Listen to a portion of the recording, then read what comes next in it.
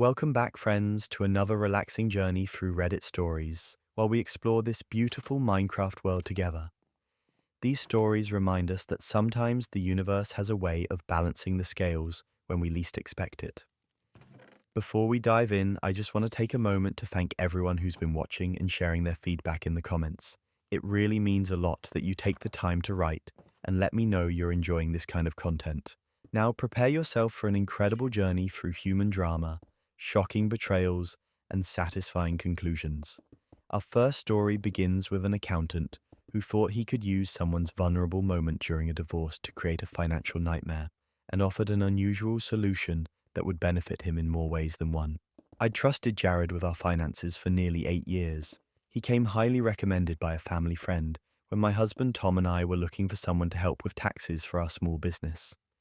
Jared was professional, efficient, and seemed genuinely invested in helping us save money while staying compliant with tax laws. He'd even come to our Christmas party last year, and we'd occasionally grab lunch together after our quarterly meetings. When Tom and I decided our marriage wasn't working anymore, it was actually Jared who I called first for advice about how to handle the financial side of our separation. The divorce was amicable enough, no children to worry about, just assets to divide and a business partnership to dissolve. Tom moved out, and we were working through things slowly with a mediator rather than getting lawyers involved. About 3 months into the separation, Jared called me asking to schedule an urgent meeting. His voice sounded tense, which was unusual for him. I figured maybe he'd discovered some complication with our business taxes or something related to the divorce proceedings. "I've discovered something concerning while reviewing your past filings," he said the moment I sat down in his office. He slid a folder across his desk with tax forms and highlighted numbers that might as well have been written in another language. "There appears to be $87,000 in unpaid taxes from the business that somehow slipped through the cracks over the past 3 years." My stomach dropped. "That's impossible. You've been handling everything. Wouldn't you have caught this sooner?" Jared looked apologetic, adjusting his glasses nervously. "These things happen sometimes. Reporting requirements change, business classifications shift. The important thing is, we found it now before the IRS does." "Does Tom know about this?" I asked. "Not yet. I wanted to speak with you first since your name is primary on most of the documentation." I felt sick. This would drain what little savings I had left after the separation expenses. "What are my options?" That's when Jared leaned forward, lowering his voice. "Well, there's the standard route, payment plans with the IRS, penalties, interest. You're looking at about $120,000 when all is said and done." "Or," I prompted, hearing the hesitation in his voice. "Or," he continued, "I might have a more creative solution." He paused, seemingly gathering courage. "My visa expires in 8 months. I've been trying to secure permanent residency for years." Another pause. "If we were to get married, I could make this tax problem disappear entirely. No one would ever know about it." I stared at him, certain I'd misheard. "You want me to marry you? As what? A business transaction?" He shrugged, trying to appear casual. "You need this tax issue to vanish. I need citizenship. It's a mutually beneficial arrangement. We maintain appearances for 2 years, then divorce quietly. No harm done." I told him I needed time to think and left his office in a daze. Something felt deeply wrong. Not just the proposal, but the entire situation. The debt itself didn't make sense. Tom and I had always been meticulous about our taxes, and Jared had never flagged any issues before. That night, I couldn't sleep. The timing was too convenient. Me being vulnerable and alone after the separation, suddenly facing massive debt, and Jared swooping in with a solution that benefited him enormously. By morning, my confusion had transformed into suspicion. Instead of calling Jared, I reached out to an old college friend who worked as a forensic accountant in another state. I explained the situation and asked if she could review our tax documents confidentially.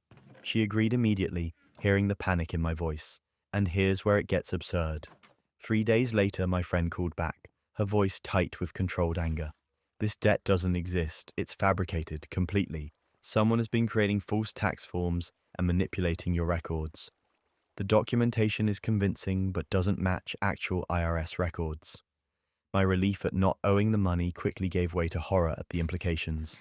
Jared, someone I had trusted with my financial life for years, had created an elaborate fiction to manipulate me into marriage.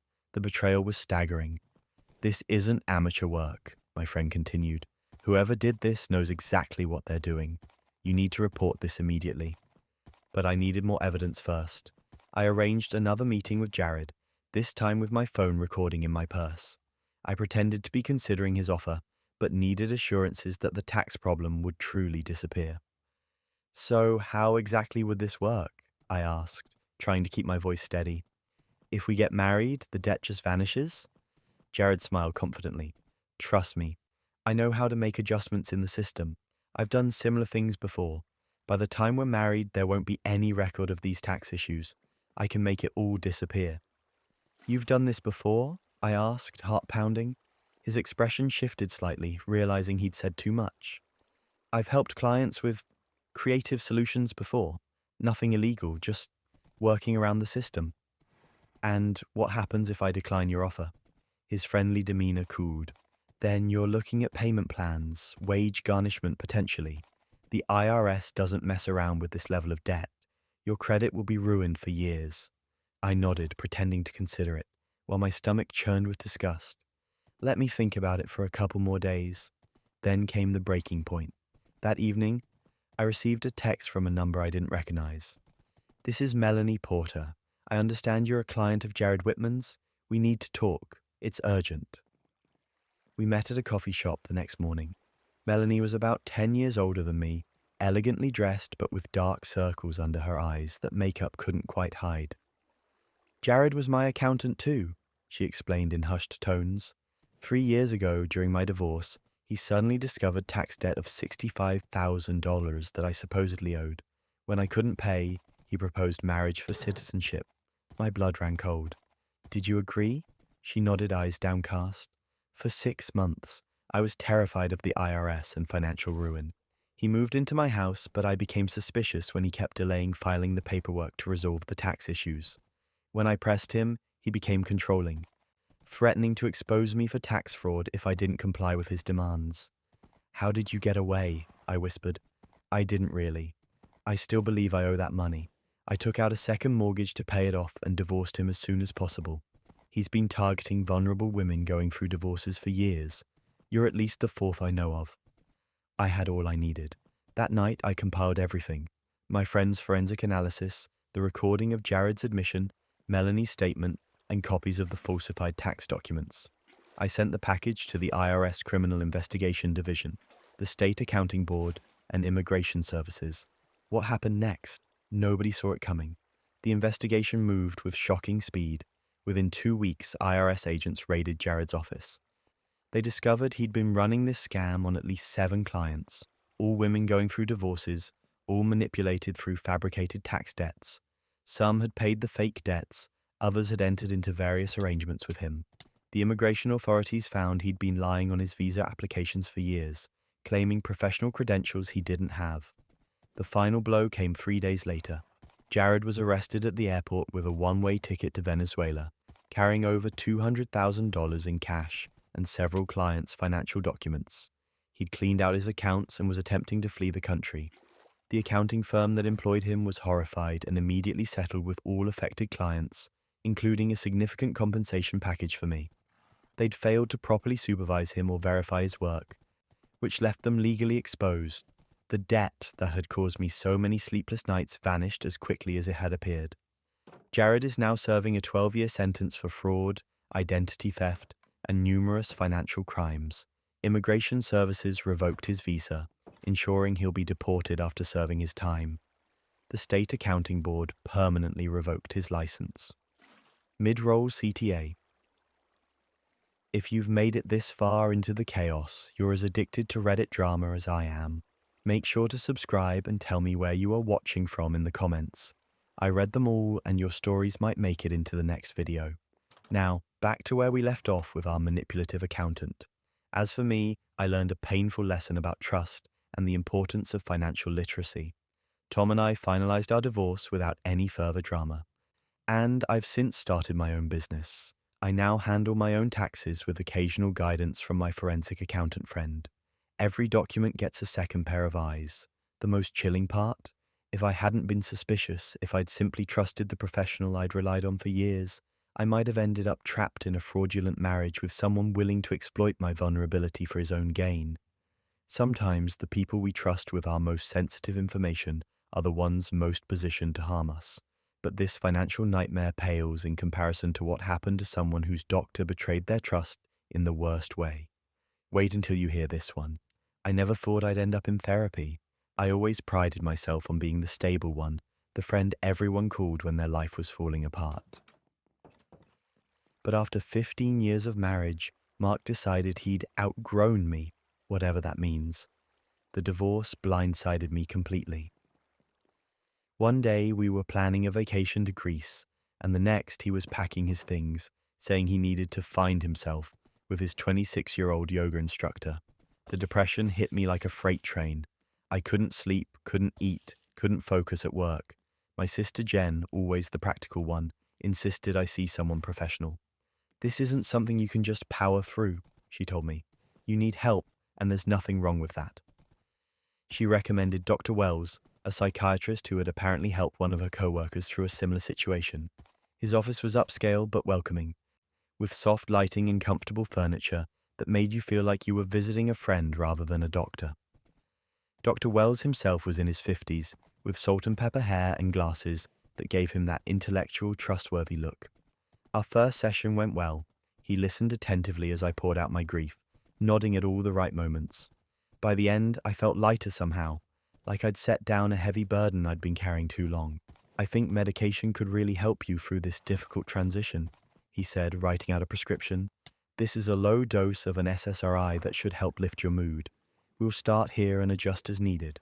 I filled the prescription that same day. The medication made me drowsy at first, but Dr. Wells assured me that was normal and would pass. 2 weeks later, when I reported still feeling down, he added a second medication, just to boost the effects of the first. A month into treatment, I wasn't feeling better. If anything, I felt worse. The brain fog was so thick I could barely concentrate at work. I'd find myself staring at my computer screen, completely lost as to what I was supposed to be doing. I started having anxiety attacks, something I'd never experienced before. My hands would shake, my heart would race, and I'd be consumed by an overwhelming sense of doom. These are common symptoms of depression, Dr. Wells explained during our now twice-weekly sessions. We need to increase your dosage and perhaps add another medication to the mix. By 3 months in, I was taking 4 different pills daily and seeing Dr. Wells 3 times a week.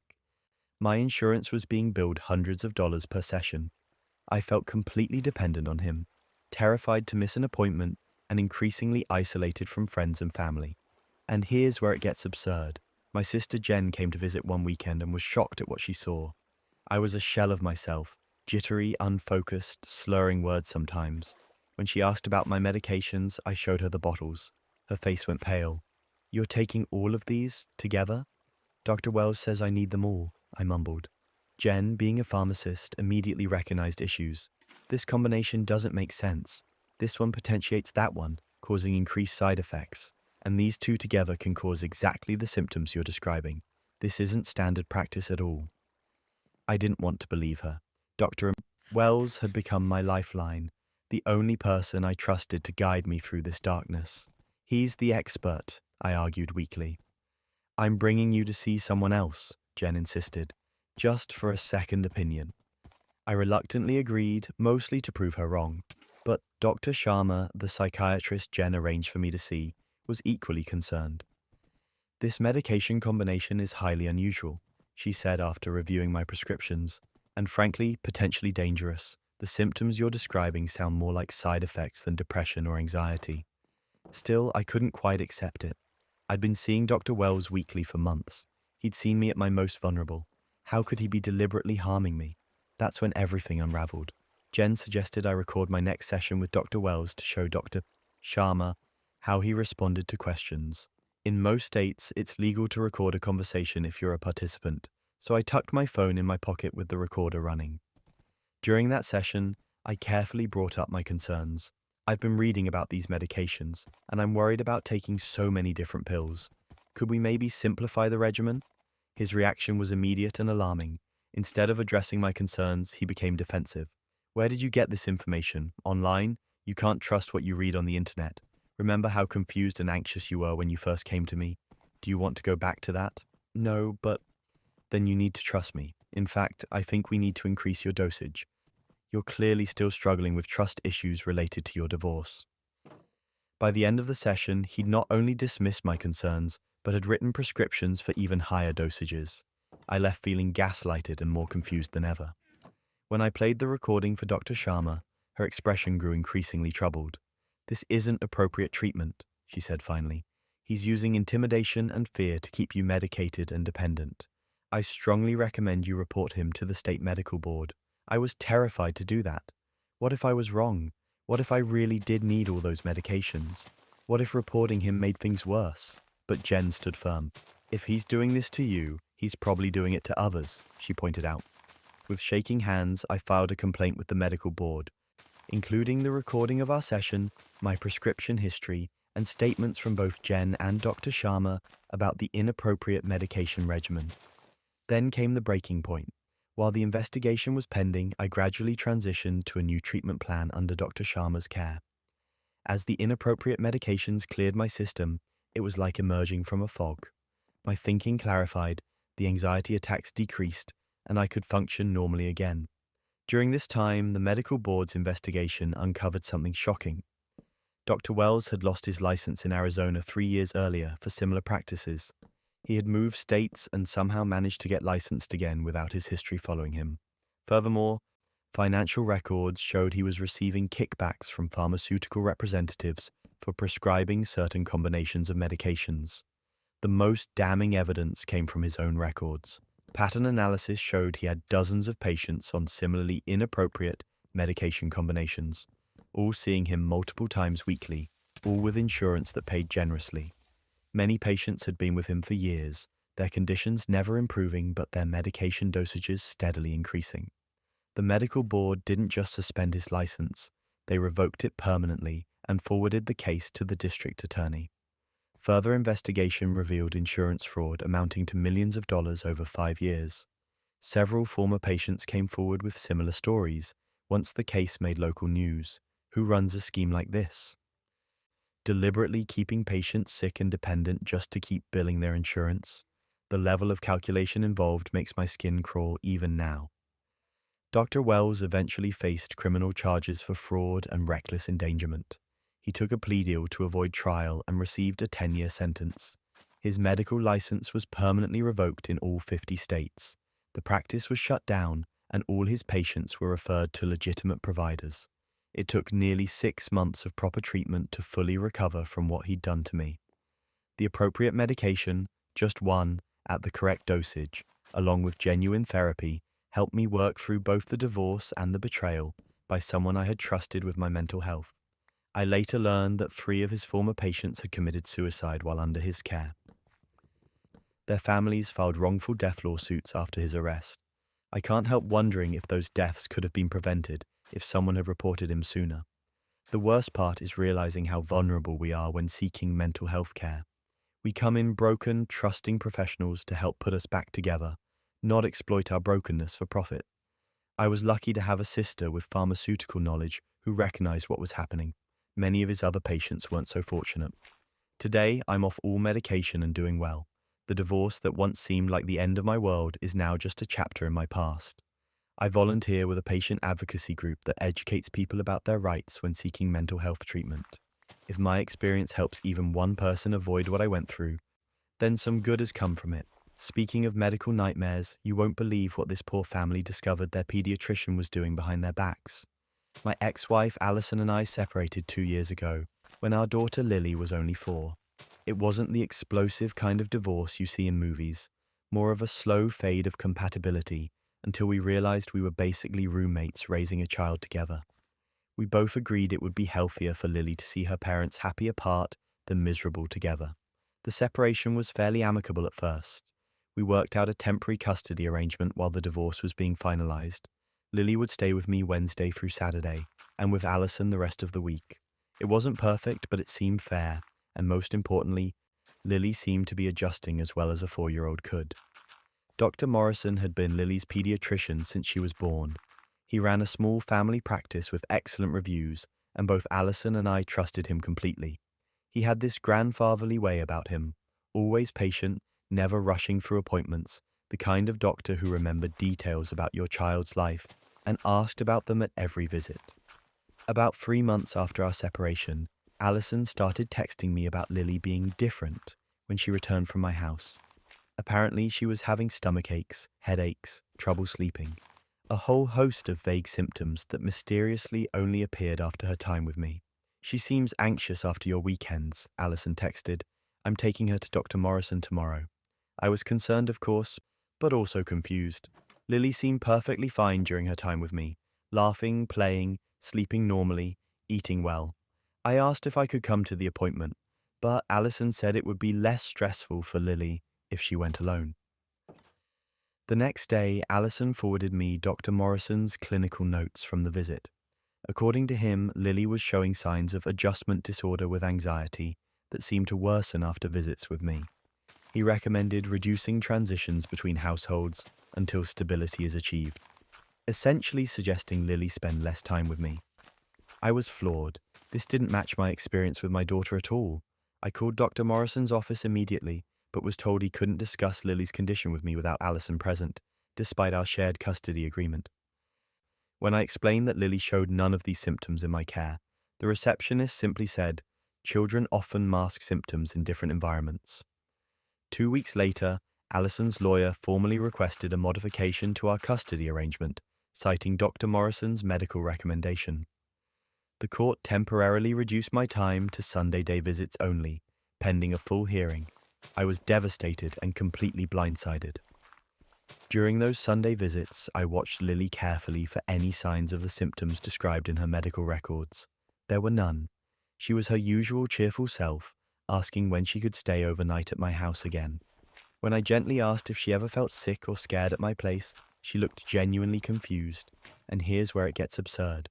During a video call with Lily one evening, I noticed a familiar-looking business card on Alison's coffee table in the background. It was from Bradford and Associates, her divorce attorney's firm. What caught my eye wasn't the card itself, but the handwritten note visible on it.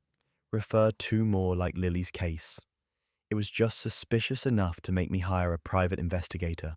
I felt ridiculous doing it, like I was playing detective in some trashy drama, but I was desperate to understand what was happening.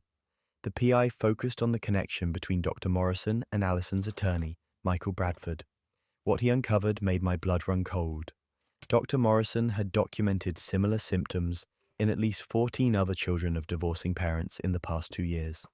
In each case, one parent used his medical recommendations to limit the other parent's custody. And in 13 of those cases, the parent with the favorable custody outcome was represented by one of 3 local divorce attorneys, including Bradford.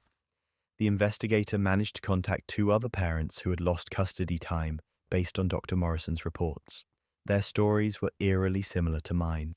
Children with symptoms that only appeared during visits with one parent, vague diagnoses that couldn't be verified, recommendations that always favored one parent over the other. This is where patience finally snapped. I took the PI's findings to my lawyer, who agreed it was deeply suspicious but not quite enough for court.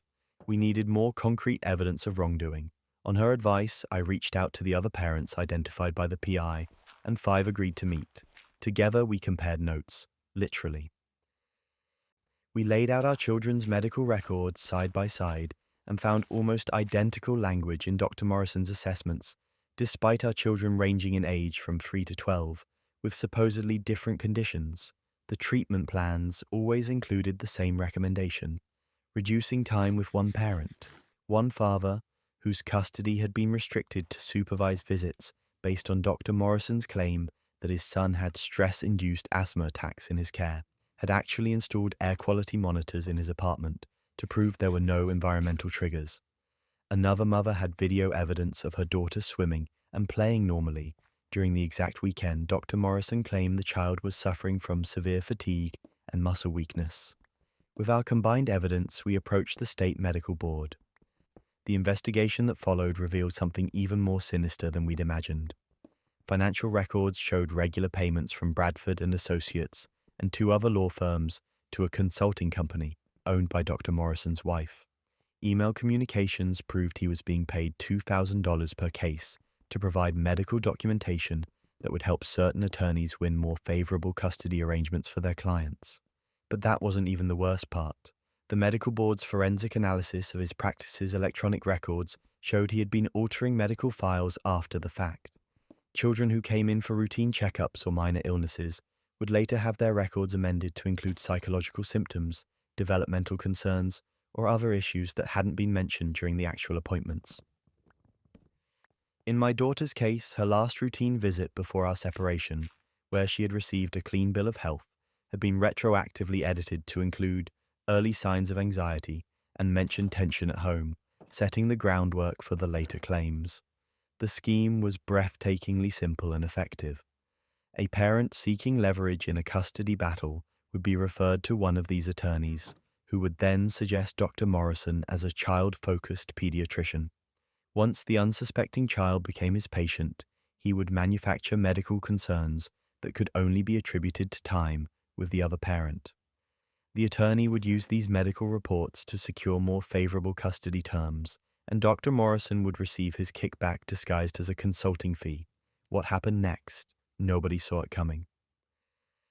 The state medical board not only suspended Dr. Morrison's license pending a full hearing, but they also referred the case to the district attorney's office for criminal investigation. The State Bar Association launched simultaneous investigations into the three attorneys involved. Dr. Morrison, facing overwhelming evidence and potential criminal charges, surrendered his medical license permanently. Two of the attorneys, including Bradford, were disbarred for ethics violations. The third received a 3-year suspension. All three firms faced massive civil lawsuits from affected families. As for Allison, when confronted with the evidence, she broke down completely. She swore she hadn't known about the scheme, that Bradford had simply told her Dr. Morrison was very helpful in custody cases, and suggested she take Lily to him exclusively. Whether she was truly ignorant or willfully blind, I'll never know for certain, but she did agree to restore our original custody arrangement and attend co-parenting counseling. The court reviewed all custody cases involving Dr. Morrison's testimony, and many were reopened. Parents who had lost custody time based on his recommendations had their rights restored. For some families who had been dealing with this for years, it was life-changing.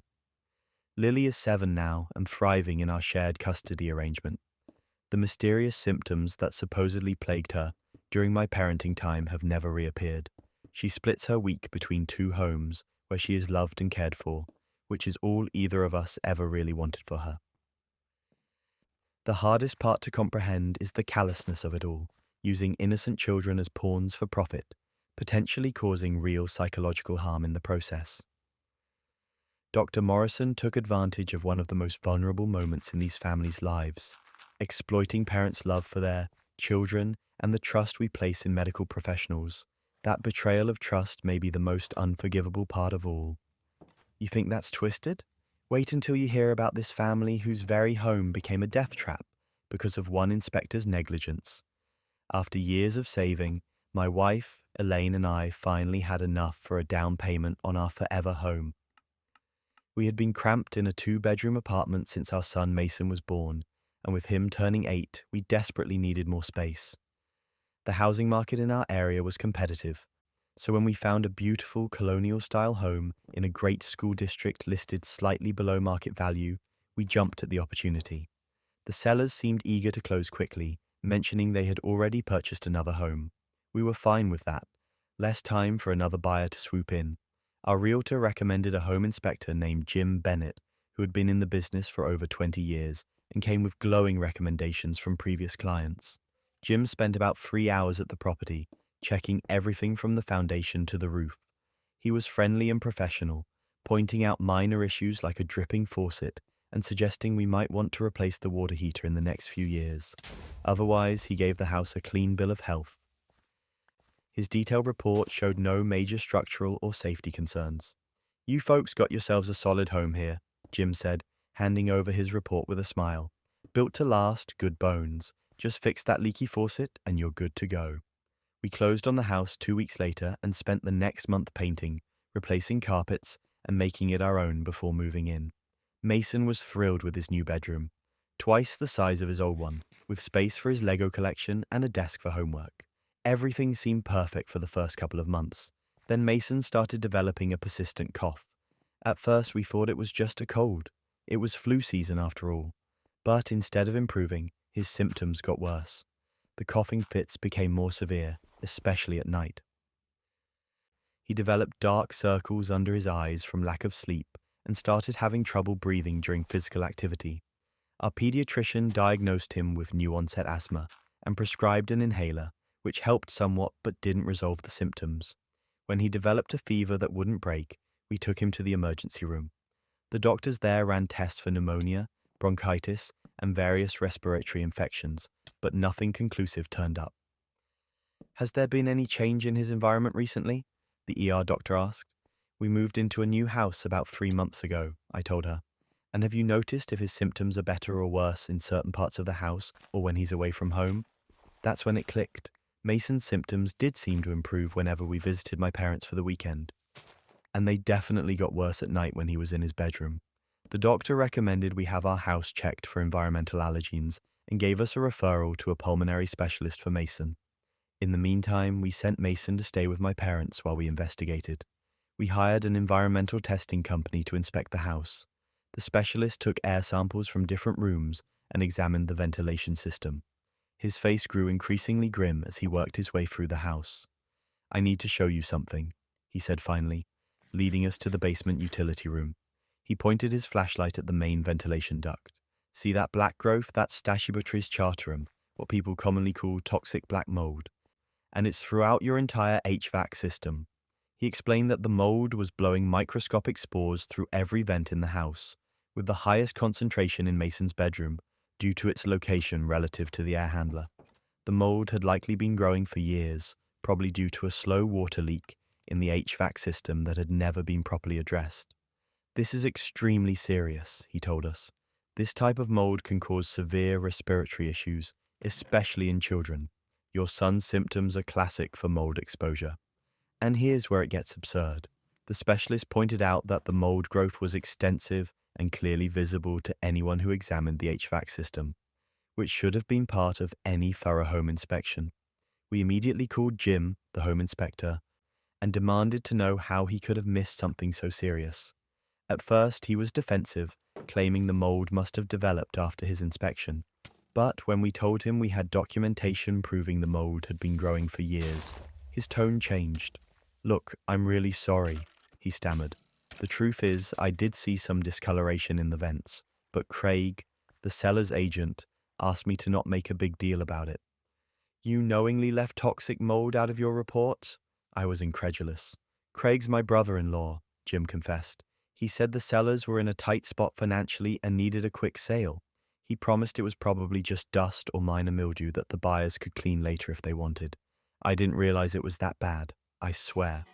The betrayal left me speechless. This man had knowingly endangered our family, my child, for what? A favor to a relative? A faster commission? What happened next? Nobody saw it coming. We contacted an attorney specializing in real estate fraud and filed suit against Jim, his inspection company, the seller's agent Craig, and the real estate agency they worked for. We also reported Jim to the state licensing board. Meanwhile, Mason's condition had become serious enough to require hospitalization. His pulmonologist explained that the prolonged exposure to toxic mold had triggered severe inflammatory responses in his lungs, leading to what might become chronic asthma and increased sensitivity to respiratory irritants. He spent 5 days in the hospital on oxygen and steroids before he was stable enough to be discharged. The remediation company estimated it would cost at least $60,000 to properly address the mold issue. The entire HVAC system needed to be replaced, along with affected drywall, insulation, and even some structural wood elements that had begun to rot due to the moisture problem. We couldn't afford to pay for this out of pocket while also covering Mason's mounting medical bills, so we were forced to move in with my parents while the lawsuit proceeded. Our dream home sat empty, too dangerous to live in, too contaminated to sell. Then came the breaking point. During the discovery process of our lawsuit, our attorney uncovered something shocking. Jim and Craig had pulled this same stunt before, at least 7 times in the past 5 years. They had a pattern of hiding serious defects in homes where Craig represented the seller, with Jim providing misleading inspection reports to facilitate quick sales. In one case, they had concealed extensive termite damage that later caused a deck to collapse, injuring an elderly homeowner. In another, they had hidden evidence of a failing septic system that eventually backed up raw sewage into a family's basement. They had been operating this scheme systematically, putting countless people at risk for their own financial gain. The evidence was damning. Emails between Jim and Craig discussed which issues to downplay or omit entirely. There were even text messages specifically about our house, with Craig writing, "The mold in the HVAC is bad, but if you flag it, they'll walk away for sure. Just leave it out. They'll never notice until it's too late to matter." The state licensing board didn't just suspend Jim's license.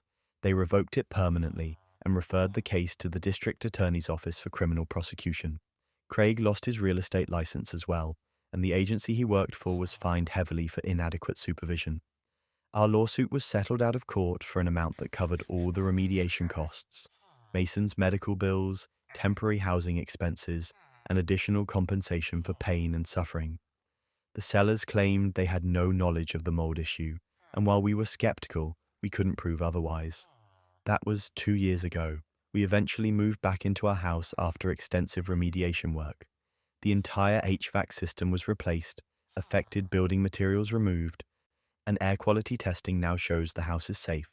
But the effects on Mason will last a lifetime.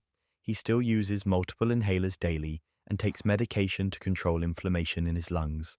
His pulmonologist says he'll likely always have heightened sensitivity to allergens and irritants.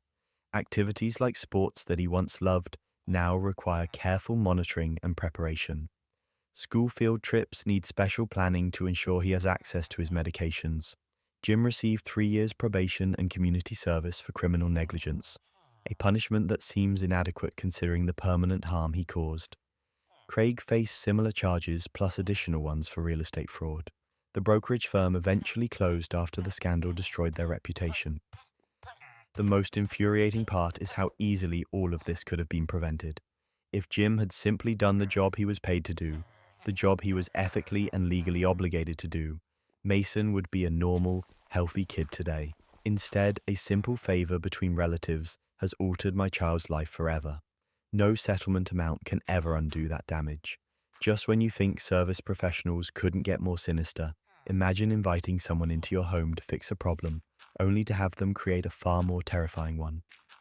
I never thought I'd be the victim of a scam, let alone one involving actual living creatures being planted in my home. But looking back, I guess I was the perfect target. A single mom with a demanding job, limited time, and absolutely zero knowledge about pest control. It started innocently enough. I was changing my 5-year-old daughter's sheets one Sunday morning when I noticed small reddish-brown spots on her mattress. When I looked closer, I saw what appeared to be tiny bugs along the seams. My stomach dropped. I'd read enough horror stories online to recognize the signs of bed bugs. I immediately stripped all the bedding, bagged it up, and started researching exterminators. Apex Pest Solutions had great reviews online and advertised 24/7 emergency services. They promised same-day inspections and guaranteed results. I called them immediately, and they said they could send someone that afternoon. The technician who arrived, Ray, looked the part: uniform, clipboard, professional demeanor. He conducted what seemed like a thorough inspection, examining my daughter's bedroom carefully and checking other rooms as well. "I'm afraid it's definitely bed bugs," he confirmed, showing me a small clear container where he'd collected a couple of specimens. "And from what I'm seeing, it's a significant infestation. These things reproduce extremely quickly." My heart sank. "How do we get rid of them?" Ray explained that modern bedbug strains were resistant to most over-the-counter treatments. "The only effective approach is our multi-phase professional treatment protocol," he said. "It combines specialized chemical applications with heat treatments and preventative measures." When he told me the cost, $800 per monthly treatment, with a minimum 6-month commitment, I nearly choked. But what choice did I have?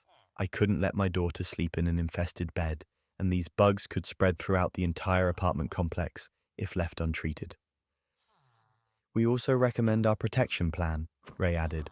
For an additional $200 per treatment, we guarantee that if the infestation persists after 6 months, we'll continue treating at no additional cost until the problem is resolved. I reluctantly signed the contract and scheduled the first treatment for the following day.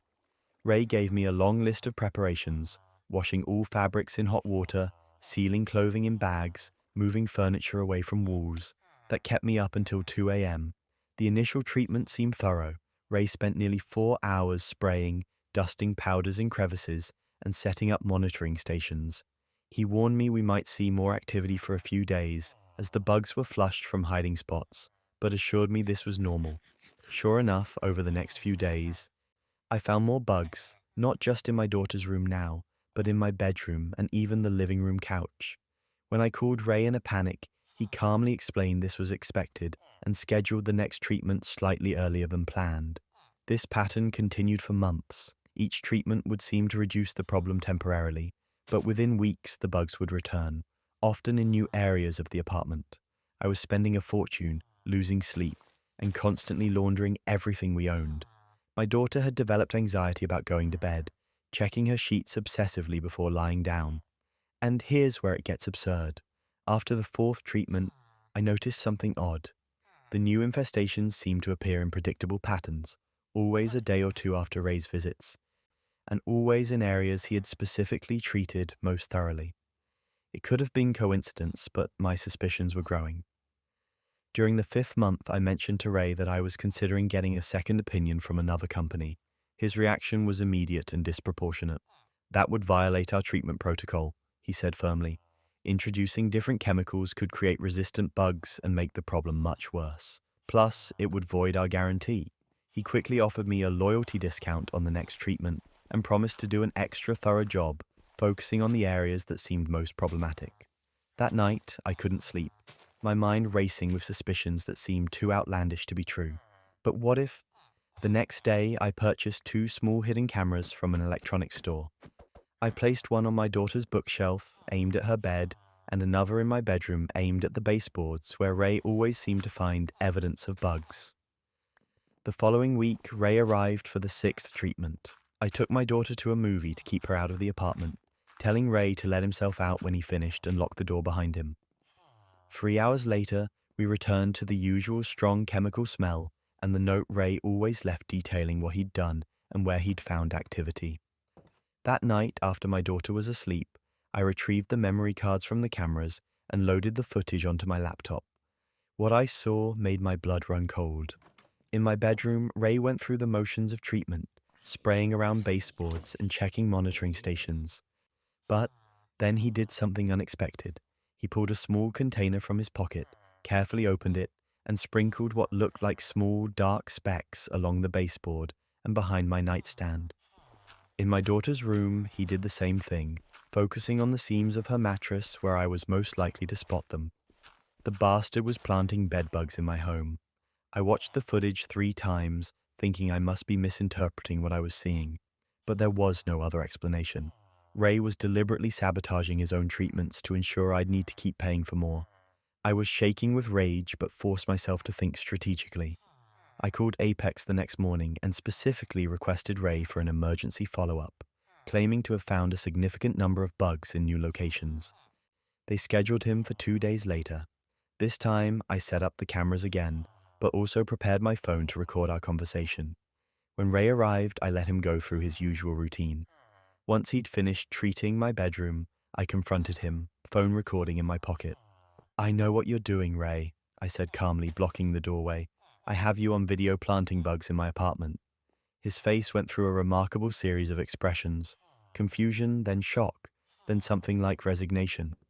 "I don't know what you're talking about," he tried weakly. "Let me refresh your memory," I said, turning my laptop around to show him the footage of him clearly sprinkling bugs behind my nightstand. "Want to see the one from my daughter's room too, where you put bugs in a 5-year-old's bed?" Then came the breaking point. Ray collapsed onto my bed, his head in his hands. "It wasn't my idea," he said quietly. "They make us do it." Over the next 20 minutes, Ray confessed everything. Apex's entire business model was built on creating repeat customers. Technicians were given containers of live bed bugs raised in the company's warehouse.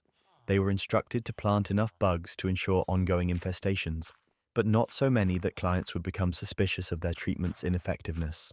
We're rated on customer retention, Ray explained. If too many of your clients solve their pest problems, you get put on probation or fired.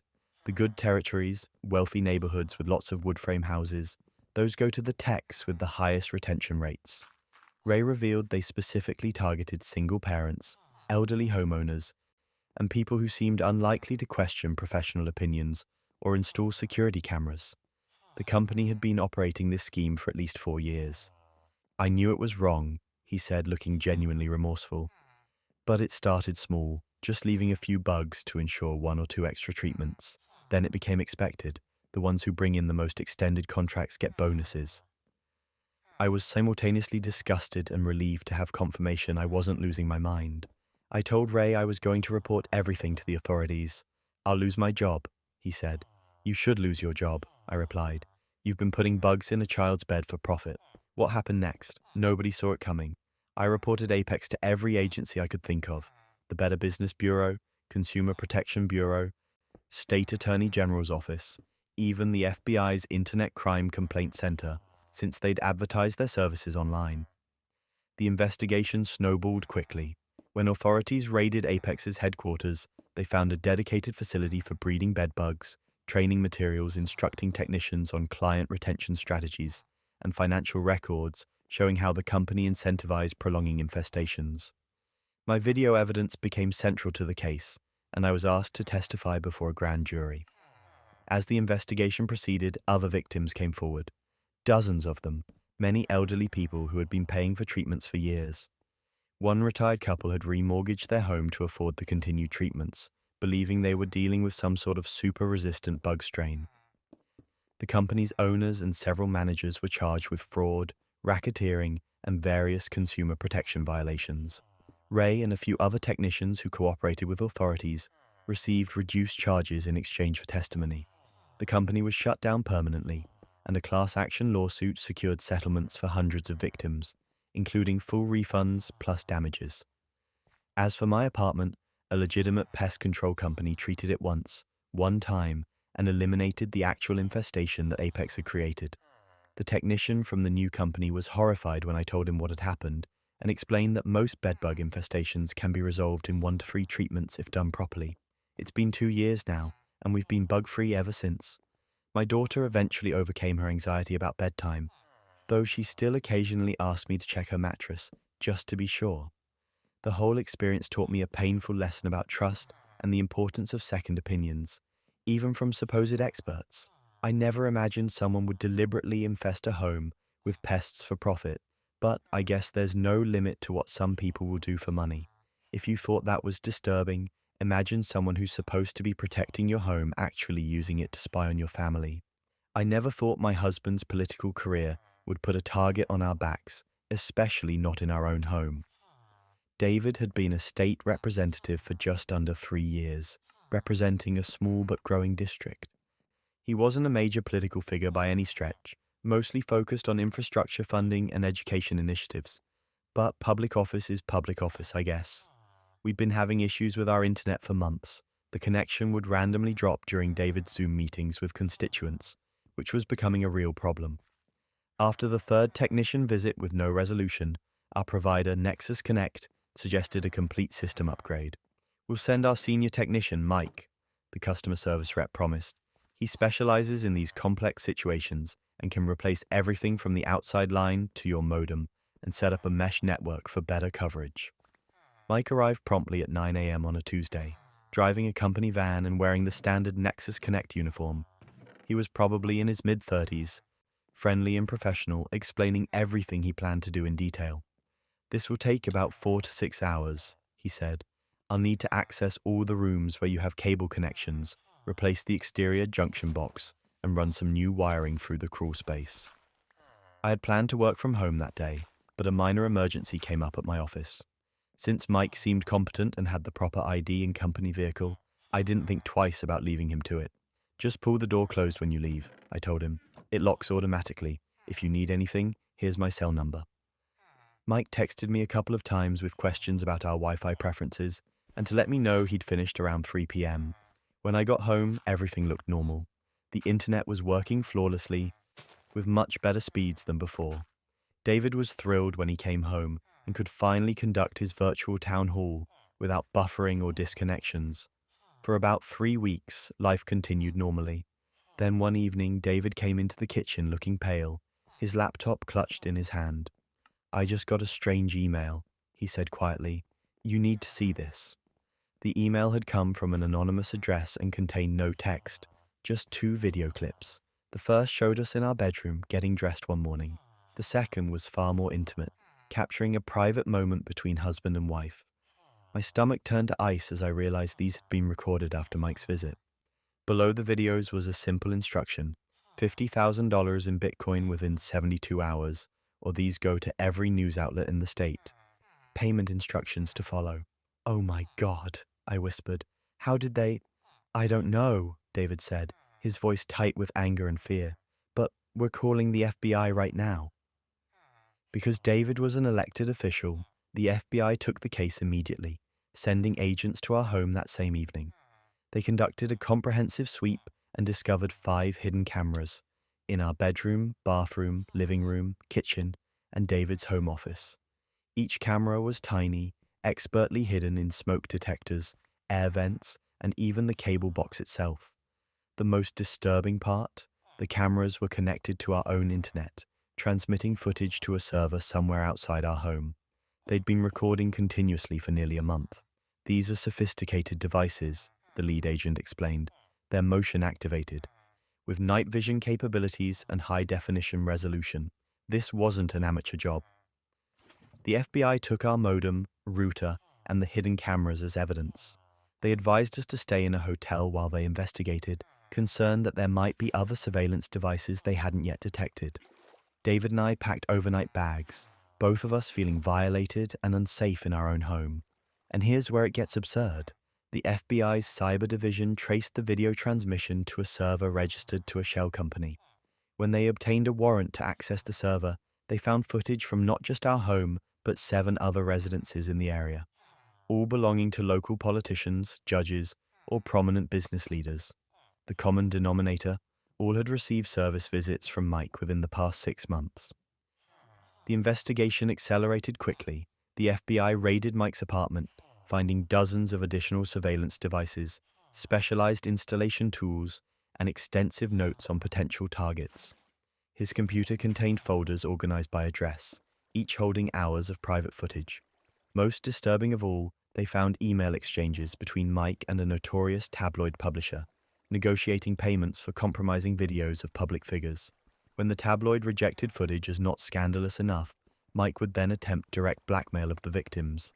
When confronted with the evidence, Mike crumbled immediately, offering to cooperate in exchange for leniency. His confession revealed something even more sinister than we had imagined. "It wasn't just me," he told investigators. "There's a network of us, cable techs, security system installers, smart home specialists, all across the country." What happened next? Nobody saw it coming. Mike's confession led to a nationwide investigation that uncovered a coordinated operation spanning at least 12 states. A group of technically skilled individuals had infiltrated home service companies specifically to gain access to the residences of politicians, celebrities, and wealthy individuals. Their operation was sophisticated and methodical.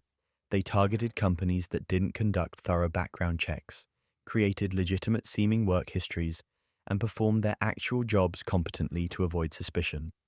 Once hired, they would identify high-value targets from customer lists and volunteer to handle those service calls. The hidden cameras they installed weren't detectable by standard security sweeps. They were disguised as or built into legitimate devices, connected to the victims' own networks, and programmed to transmit data in small, encrypted bursts to avoid detection. The group had collected hundreds of hours of footage from over 60 households, selling the material to tabloids, political opponents, and in some cases, foreign entities interested in compromising American public figures. When that failed, they resorted to direct blackmail. Then came the breaking point. During the investigation, one of the conspirators tried to delete evidence and flee the country. In his panic, he accidentally uploaded an entire archive of their operation to a server that the FBI was monitoring. This archive included a complete membership list, financial records, and installation guides for their surveillance equipment. Within days, the FBI coordinated simultaneous raids across the country, arresting 14 individuals directly involved in the scheme. 3 tabloid editors were also arrested for purchasing illegally obtained footage. The investigation expanded to include potential espionage charges when evidence emerged that some recordings had been sold to foreign intelligence services. As for Mike, he received a 15-year federal prison sentence for invasion of privacy, wire fraud, extortion, and conspiracy. His cooperation led to reduced charges, but the judge showed little leniency given the calculated nature of the crimes and the number of victims. Nexus Connect, mortified by the scandal, completely overhauled their hiring and oversight processes. They now require extensive background checks, send technicians in pairs for accountability, and have implemented a system where customers can track exactly what work is being performed in real time through their mobile app. The company also provided free security sweeps for every home Mike had serviced during his employment, finding cameras in 11 additional residences where the owners had no idea they were being recorded. They covered the cost for professional therapy services for all victims and established a compensation fund. For David and me, the aftermath was complicated. The FBI assured us they had recovered all footage before it could be distributed further, but the knowledge that our most intimate moments had been viewed by strangers was devastating. David had to address the situation publicly, which was humiliating despite the overwhelming sympathy and support we received. We sold our house, couldn't bear to stay there knowing what had happened, and moved to a new home where we hired an independent security firm to verify there were no surveillance devices before we moved in. I still find myself checking smoke detectors and air vents, unable to shake the paranoia completely. David continues his work as a state representative, though this experience has understandably affected his view of public service. We both attend therapy to work through the trauma of having our privacy so fundamentally violated. The most chilling realization from all of this is how vulnerable we all are. The people we trust to enter our homes, service technicians, delivery personnel, contractors, have access to our most private spaces. Most are honest professionals, but it only takes one person with malicious intent to turn your sanctuary into a source of fear. Every time someone comes to our home for repairs now, one of us stays present the entire time. It's exhausting and probably excessive, but the alternative, that feeling of violation all over again, is unthinkable. Hold on to your seats because this next story takes medical betrayal to a whole new level of sinister. Finding out I was pregnant with our first child was the happiest moment of my life. After 2 years of trying and 1 early miscarriage, my husband Kevin and I were cautiously optimistic. We followed every recommendation, took every supplement, and I practically memorized what to expect when you're expecting. The first trimester was rough with morning sickness, but by week 16, I was feeling better and starting to show a little. At 20 weeks, we scheduled the anatomy scan at the women's clinic affiliated with our hospital. We were so excited to find out the gender and see our baby's development. The ultrasound technician, Natalie, was warm and friendly, chatting about her 6 years of experience as she prepared the equipment. "This gel is cold, sorry about that," she said, squirting the blue gel onto my growing belly. She pressed the wand against my skin and immediately smiled. "Oh, looks like someone's being active today." Kevin squeezed my hand as we watched the grainy black and white images on the screen. I could make out the basic shape, head, spine, little arms and legs, but honestly, I had no idea what I was looking at beyond that. Natalie pointed out features as she took measurements, occasionally typing notes. About halfway through the scan, she paused, adjusted the wand, and her eyes widened. "Oh, well, this is interesting," she said, her voice rising with excitement. "Is everything okay?" I asked, immediately concerned. "More than okay," she replied, turning to look at us with a broad smile. "I'm seeing 2 babies here. You're having twins." Kevin and I stared at each other in shock. Twins? How had that been missed in our earlier scans? "Sometimes one baby can hide behind the other in earlier ultrasounds," Natalie explained, as if reading our thoughts. "Let me take some measurements of baby number 2. She pointed out what she claimed were 2 distinct heads, 2 spines, separate amniotic sacs. She printed out several images circling and labeling baby A and baby B on each one. They're fraternal twins, in separate sacks, which is safer than identical twins sharing a sack, she explained. And from what I can tell, they both look perfectly healthy and developing right on schedule. We left the appointment in a daze of shock and excitement. Twins. We called our parents from the parking lot, texted friends, and spent that night in a frenzied Google session about raising multiples. Within days, we'd started converting our home office into a nursery that could accommodate 2 cribs. I registered for double of everything on our baby registry. My mum organized a bigger baby shower. Kevin started researching minivans instead of the compact SUV we'd planned to buy. My OB confirmed the twin diagnosis at my next appointment, reviewing the ultrasound images Natalie had added to my file. She adjusted my prenatal care plan for a twin pregnancy, more frequent appointments, additional supplements, and warnings about the higher likelihood of complications and premature birth. The next 12 weeks were a whirlwind. We took twin-specific parenting classes. We interviewed pediatricians with experience treating multiples. We joined a Parents of Twins support group. My body changed more rapidly than expected, and the pregnancy became increasingly uncomfortable. But we were so excited about our 2 blessings that the discomfort seemed like a small price to pay. At 32 weeks, I went in for another ultrasound to check the baby's growth. This time, a different technician named Marcus conducted the scan. He reviewed my chart before beginning, then started the procedure with the same cold gel and gentle pressure of the ultrasound wand. After a few minutes of silence, he frowned slightly. "Is something wrong?" I asked, immediately concerned. "No, the baby looks healthy," he said. "Good heartbeat, measurements on track. I'm just trying to get a clear view of the second baby." "Is baby B hiding again?" I asked. Marcus looked confused. "Let me try a different angle." He adjusted the wand, moving it across my belly methodically. After several minutes of increasingly awkward silence, he said he needed to consult with the doctor. Dr. Liu came in moments later, took over the ultrasound, and after a thorough examination looked at me with concern. "Mrs. Brennan, I'm only seeing 1 fetus here." My heart dropped. Did something happen to one of the twins? Did I lose one of the babies? Tears welled in my eyes as I thought about the little life we might have lost without even knowing. "I don't think so," she said carefully. "There's no evidence of a second fetus or any sign that there was a fetal resorption or miscarriage of a twin. Let me review your previous scans." And that's when everything unraveled. Dr. Liu pulled up my previous ultrasound images on the computer and studied them carefully, her frown deepening. "These images, something's not right. The timestamps don't match the image metadata, and there are inconsistencies in the background reference markers." She left the room briefly and returned with another doctor. They whispered together, reviewing the images side by side. Finally, Dr. Liu turned to me. "Mrs. Brennan, I believe these ultrasound images showing twins have been altered. I'm only seeing 1 healthy baby in your uterus today, and based on the growth pattern and development, I don't believe you were ever carrying twins." I stared at her in disbelief. "That's impossible. We saw 2 babies on the screen. Natalie showed us both of them, pointed out their separate features." "I'm going to call hospital administration," Dr. Liu said. "I need you to stay here while we sort this out." The next few hours were a blur. Hospital security came to the ultrasound department. Police were called. I sat in a private room with Kevin, who had rushed from work, both of us trying to process what was happening. A hospital administrator and risk management officer interviewed us about our experience with Natalie, and here's where it gets absurd.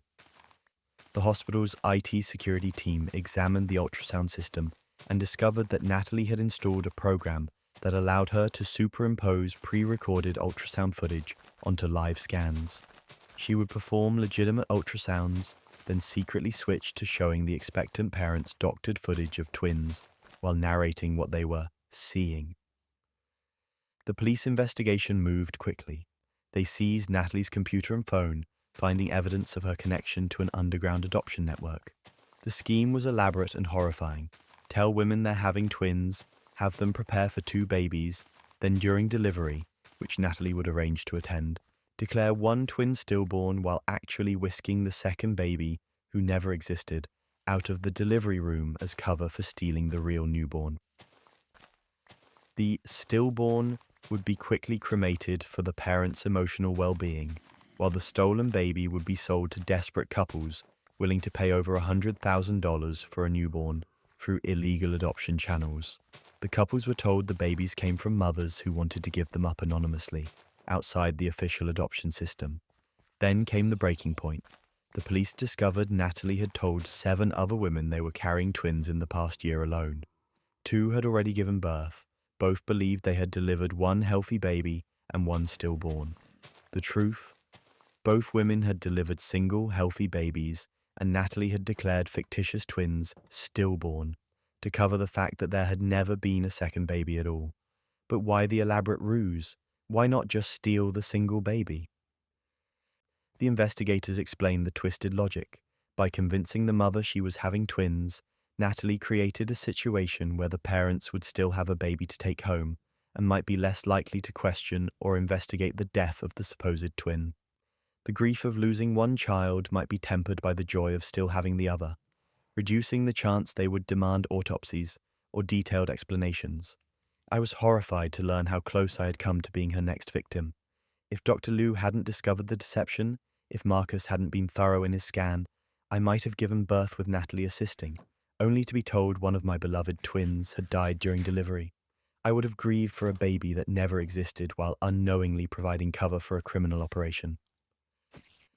The police arrested Natalie the next day. The investigation expanded rapidly, leading to the arrest of 6 other people involved in the underground adoption ring, including a nurse at the hospital who helped falsify birth and death certificates, and 2 brokers who found wealthy couples desperate to adopt. What happened next? Nobody saw it coming. During her interrogation, Natalie revealed that this operation wasn't limited to our hospital. Similar schemes were running in 3 other states, targeting women with similar profiles. First-time mothers who wouldn't know what to expect during ultrasounds and deliveries, often those with insurance generous enough to cover multiple births without questioning. The FBI joined the investigation due to the interstate nature of the crimes. They uncovered a network that had been operating for nearly 5 years and had successfully abducted and sold at least 11 newborns. The investigation led to the recovery of 9 of these children, some now toddlers living with families who claimed they had no idea the adoptions were illegitimate. 2 families had discovered they were raising kidnapped children and fled the country before they could be found. I gave birth to my healthy single baby boy, Jack, at 39 weeks. The hospital assigned a security detail to my room and verified the identity of every medical professional who entered. Despite the precautions, I was terrified throughout my delivery, constantly counting fingers and toes and checking hospital ID badges. Natalie eventually took a plea deal and received a 15-year sentence for attempted kidnapping, medical fraud, and conspiracy.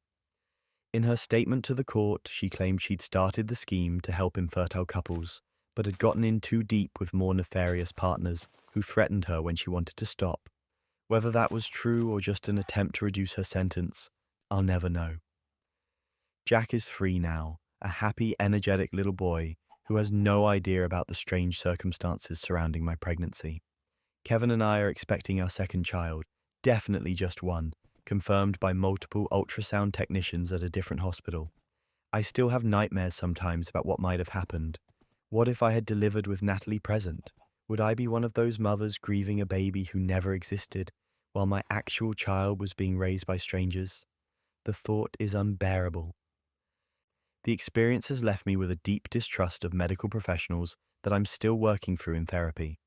But it's also given me a profound appreciation for the honest, dedicated healthcare workers who uncovered the plot and prevented more families from being victimized.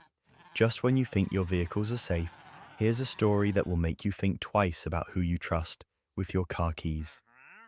My wife Megan is the car person in our family. She grew up helping her dad restore classic cars, and she can diagnose engine problems just by listening.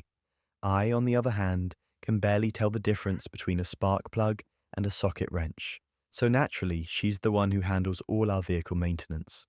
We'd been taking our cars to the same chain garage for years, but after they botched a simple oil change and tried to charge us for repairs we didn't need, Megan decided to try Leon's Auto, a small independent shop that had good reviews online.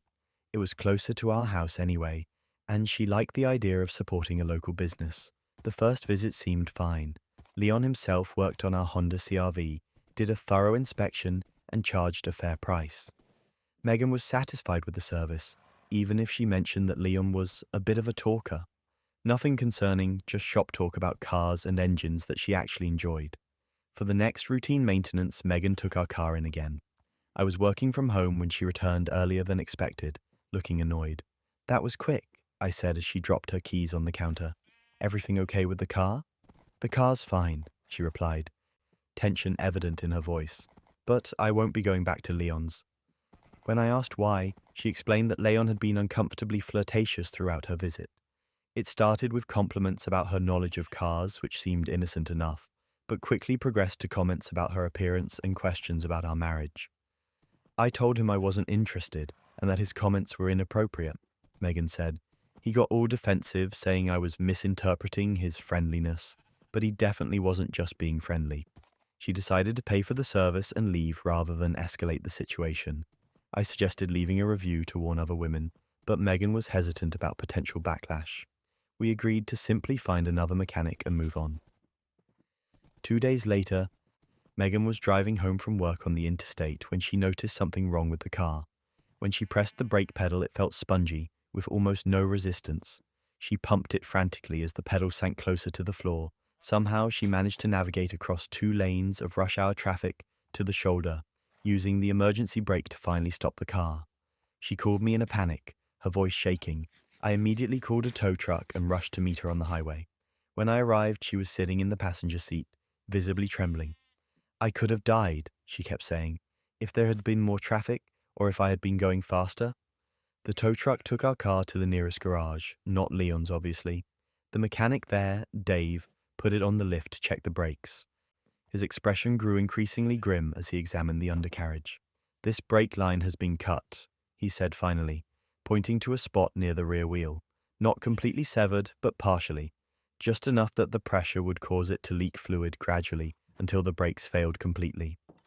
"Could it have happened accidentally?" I asked, though I already suspected the answer.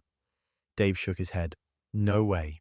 This was deliberate. Someone knew exactly what they were doing, cut it just enough so it wouldn't be immediately noticeable, but would eventually fail catastrophically. Whoever did this wanted to cause an accident. And here's where it gets absurd." As Dave was explaining this, Megan's face went pale. "Leon," she whispered. "It had to be Leon." The timing was too suspicious to ignore. The brake failure happening just 2 days after Megan rejected Leon's advances couldn't be coincidental.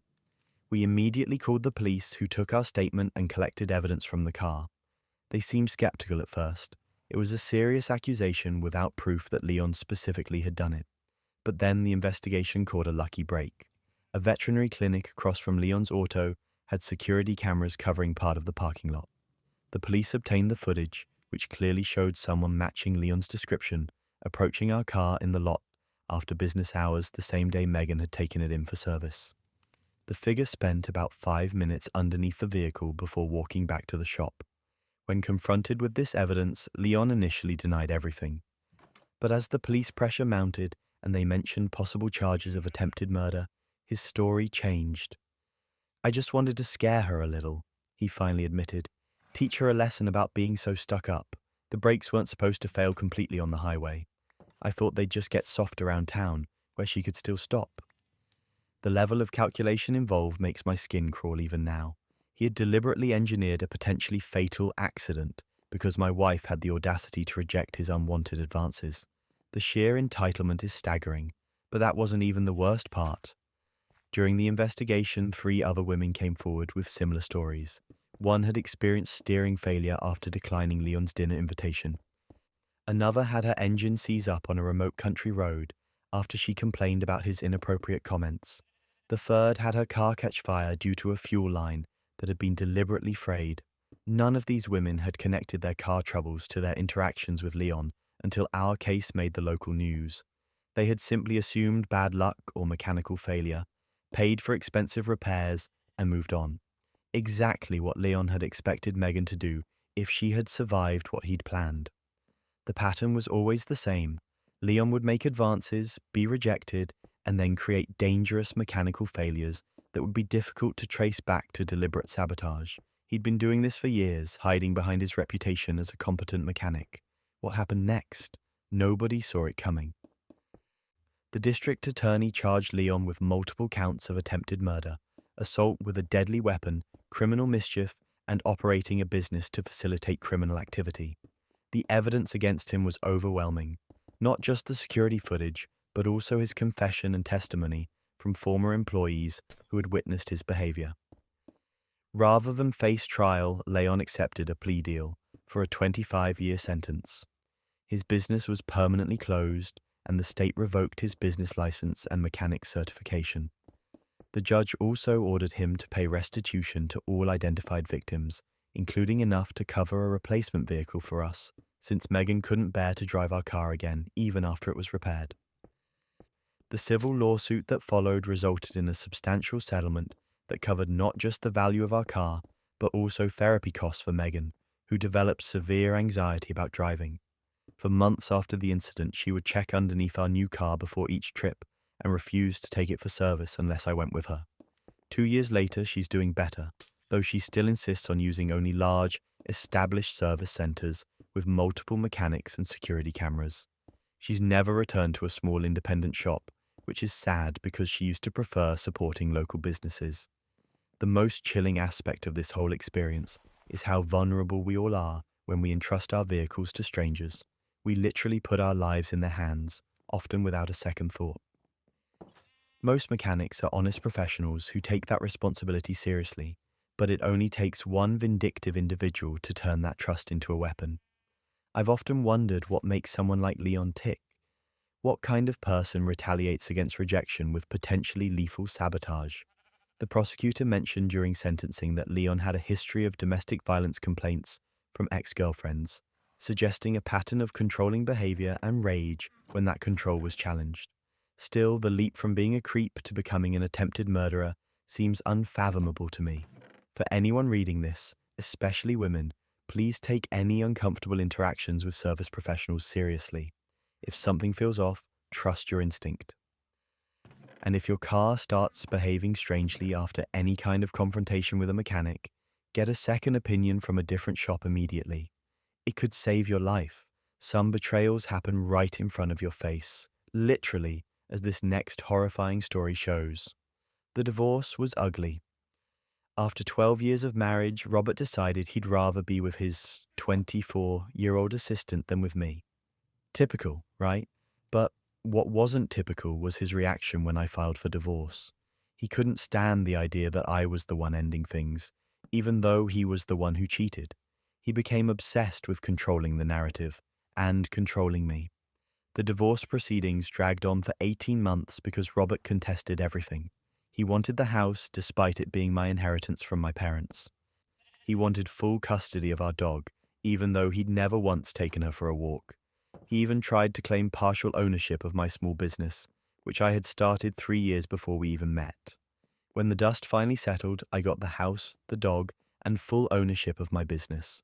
Robert got an incredibly generous settlement that my lawyer advised me to accept, just to be done with him. I thought that would be the end of it. I was wrong. Robert started showing up at restaurants where I was having dinner, at stores where I was shopping, even outside my friends' houses when I visited.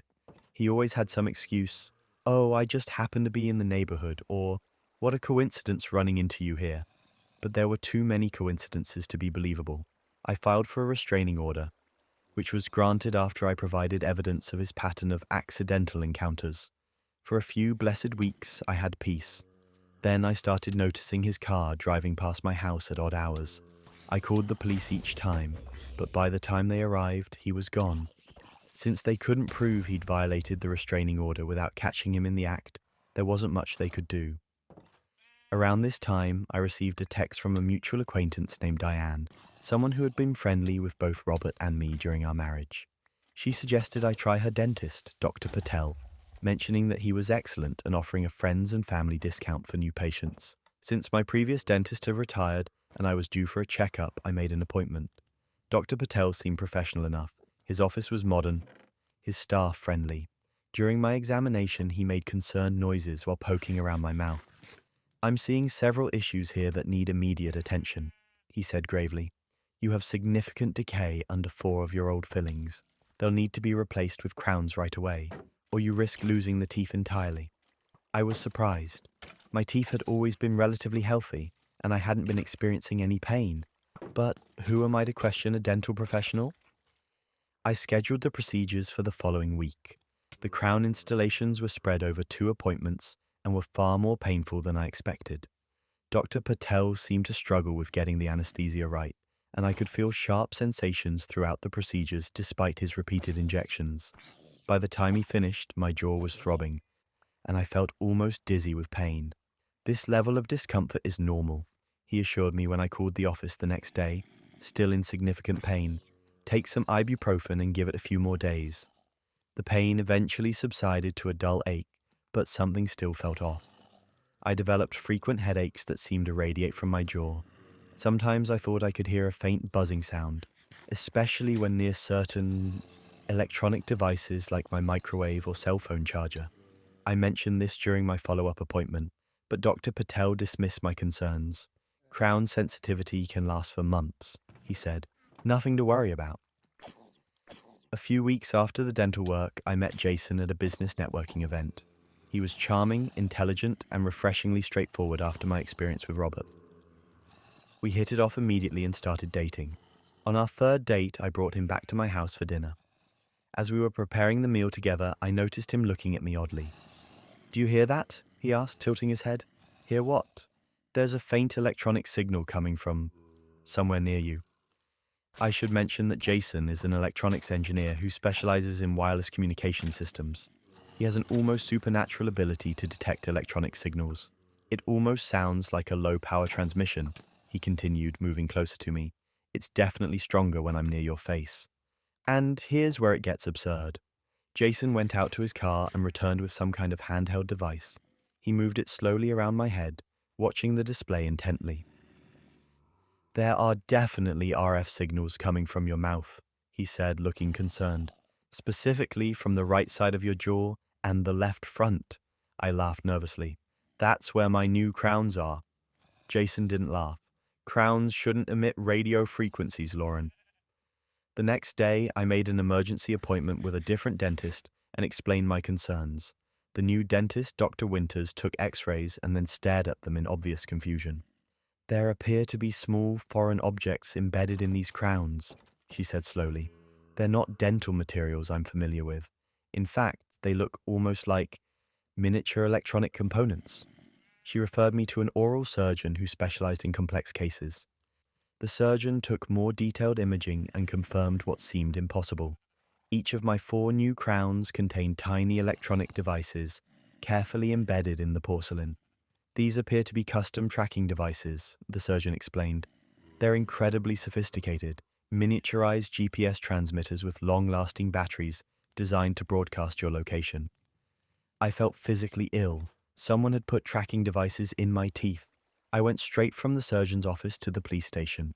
The detective who took my report was initially skeptical until he saw the imaging results. Then he became very interested, especially when I mentioned my ex-husband's stalking history. The investigation moved quickly. The police obtained a warrant to search Dr. Patel's office and discovered documentation linking him to similar devices installed in at least 2 other patients' dental work. They also found communications between him and my ex-husband Robert. Then came the breaking point. Diane, the mutual friend who had recommended Dr. Patel, was brought in for questioning. Under pressure, she admitted that Robert had paid her to refer me specifically to Dr. Patel. Why? Because Dr. Patel was Robert's cousin. The whole thing had been an elaborate setup. Robert had recruited his cousin to install tracking devices in my teeth under the guise of necessary dental work. The coincidental encounters hadn't been coincidences at all. Robert had been tracking my every movement through signals transmitted from inside my own mouth. The detective explained that the devices were military-grade tracking technology that wasn't commercially available. Dr. Patel had obtained them through a connection at a defense contractor, where he had previously provided dental services. The miniaturized transmitters allowed Robert to pinpoint my location within a few meters at all times. What happened next? Nobody saw it coming. Both Robert and Dr. Patel were arrested on multiple felony charges: assault, practicing medicine without proper consent, stalking, violation of restraining order, and conspiracy. Dr. Patel also faced charges of medical malpractice and fraud. The dental board immediately suspended his license pending investigation. During the trial, evidence emerged that Robert had been planning this scheme for months before our divorce was even finalized. He had meticulously researched tracking options and approached his cousin with the plan nearly a year earlier. Dr. Patel had agreed in exchange for Robert's investment in his practice expansion. The oral surgeon carefully removed the compromised crowns and the embedded devices, which were preserved as evidence. I required extensive reconstructive work to repair the damage Dr. Patel had done to my teeth. Apparently, he had unnecessarily drilled into healthy teeth to justify the crowns. Robert was sentenced to 7 years for his role in the scheme. Dr. Patel received 5 years plus permanent revocation of his dental license. Both were ordered to pay restitution, and I was awarded a substantial settlement in the civil case that followed. The money helped cover the extensive dental reconstruction I needed and years of therapy for the trauma and violation I experienced. But some things can't be fixed with money.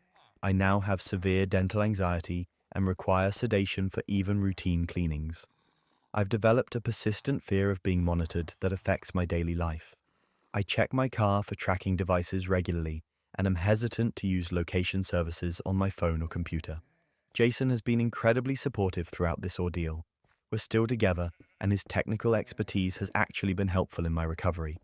He's set up security systems in my home that help me feel safe, and he regularly scans our living spaces for unauthorized signals.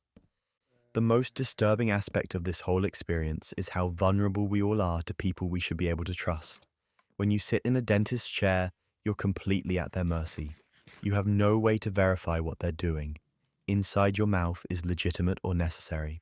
It's a special kind of violation to have someone exploit that trust, not just for profit, but to actively harm you. I later learned that Robert is now under investigation for similar schemes involving other ex-partners. Apparently, I wasn't the first woman he'd become obsessed with controlling, just the first who managed to catch him in the act. Think your pets are safe with professionals? This next story might change your mind forever.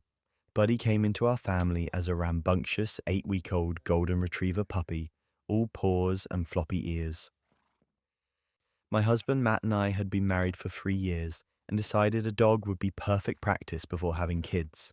From day one, Buddy was special, intelligent, affectionate, and with this uncanny ability to sense when either of us was having a bad day.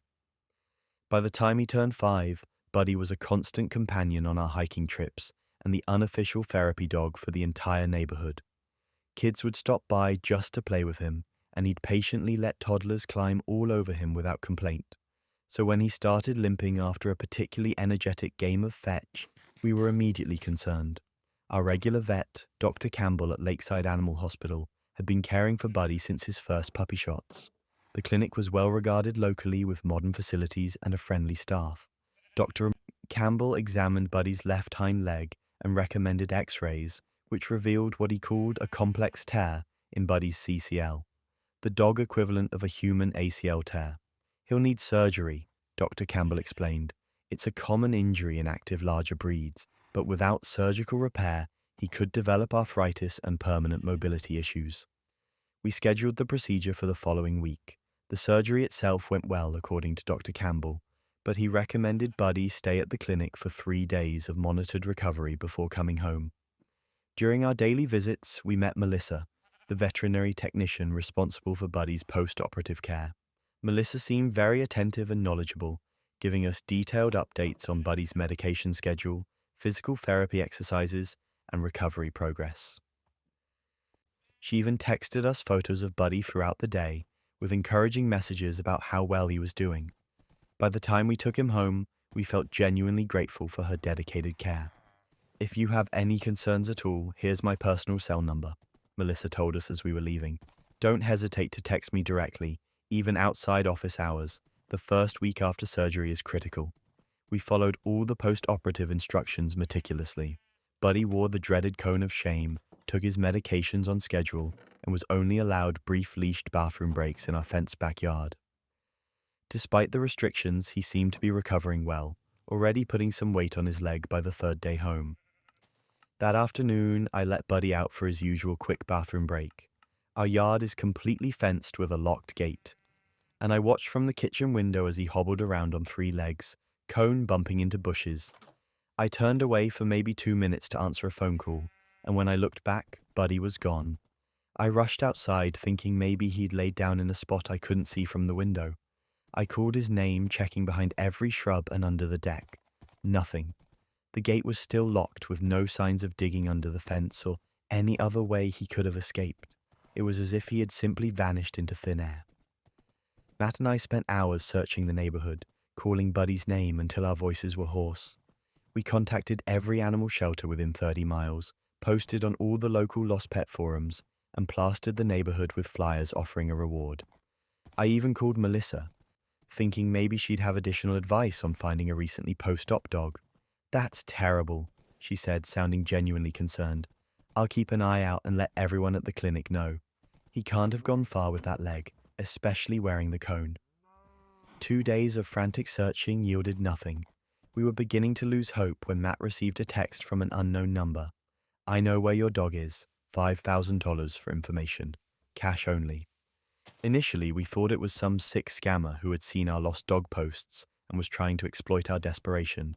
But then the next message came through with a photo of Buddy, cone still on, lying on an unfamiliar blanket. The timestamp showed it had been taken just hours earlier. We immediately contacted the police, who advised us to try to get more information from the texter while they traced the number. Following their guidance, Matt responded, "How do I know Buddy is okay? I need proof of life." The response came quickly. "He had TPLO surgery on his left hind leg 6 days ago. He's on Rimadyl and antibiotics. Enough proof, $5,000 or you'll never see him again." The details about Buddy's specific surgery and medications convinced us this was someone who actually had our dog. The police suggested we agree to the payment while they continued investigating. We arranged a drop at a local park the following evening. Cash in a garbage bin in exchange for information on Buddy's location. After we made the drop, we received another text. "Money received, but I've decided that just telling you where your dog is isn't enough. Bring another $10,000 tomorrow if you actually want him back." And that's when everything unraveled. The police, who had been monitoring the pickup location, observed a woman retrieving the money package. To our shock, it was Melissa, the vet tech who had been caring for Buddy after his surgery. The officers followed her to her mother's house in a nearby suburb, where they found Buddy locked in a spare bedroom. He was physically okay but clearly distressed. When confronted with evidence of the ransom text on her phone, Melissa broke down immediately. "I wasn't going to hurt him," she insisted through tears. "I just needed leverage." Her explanation left us all stunned. According to Melissa, she had witnessed Dr. Campbell performing unnecessary procedures on numerous animals to inflate bills over the past year. Buddy's surgery, she claimed, had been one such case. His minor ligament sprain could have healed with rest and medication, but Dr. Campbell had recommended an expensive surgical procedure instead. I collected evidence for months, falsified charts, unnecessary procedure records, even recorded conversations, she told investigators. But when I threatened to expose him, he said no one would believe a vet tech over a doctor with 30 years of experience. He was going to fire me and blacklist me from every clinic in the state. Her twisted logic was that by kidnapping Buddy, she could force us to pay for her silence about the veterinary fraud, giving her enough money to relocate and start over somewhere else. In her desperation, she hadn't considered that we might involve the police, or that they could trace her so easily. And here's where it gets absurd. When the police investigated Melissa's claims about Dr. Campbell, they discovered she wasn't lying.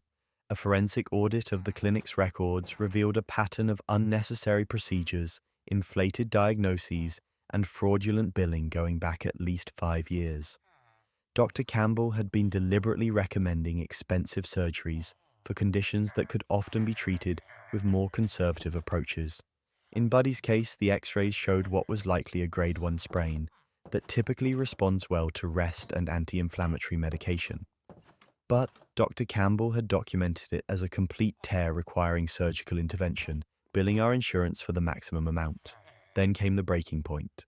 During their investigation, police found a locked cabinet in Dr. Mike Campbell's office containing files labeled special billing.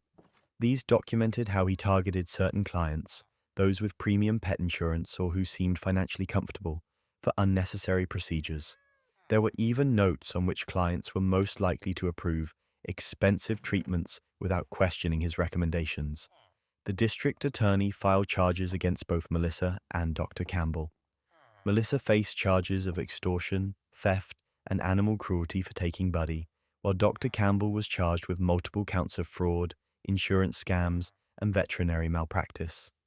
Melissa accepted a plea deal in exchange for testifying against Dr. Campbell. She received 3 years probation, mandatory counseling, and a permanent ban from working with animals. Dr. Campbell eventually pleaded guilty to avoid a trial, losing his license and receiving a 5-year prison sentence. The State Veterinary Board launched an investigation into the entire practice, ultimately shutting down Lakeside Animal Hospital. Several former clients joined a class action lawsuit against Dr. Campbell and the clinic, including us. The settlement covered Buddy's unnecessary surgery costs and additional compensation for the trauma of his kidnapping. Buddy came home shaken but physically unharmed. He was clingy for weeks, following us from room to room and becoming distressed if left alone even briefly. A veterinary behaviorist helped us work through his separation anxiety with a combination of training techniques and temporary anxiety medication. As for his leg, a legitimate orthopedic veterinary specialist confirmed that Buddy's injury had indeed been minor and could have healed with conservative management.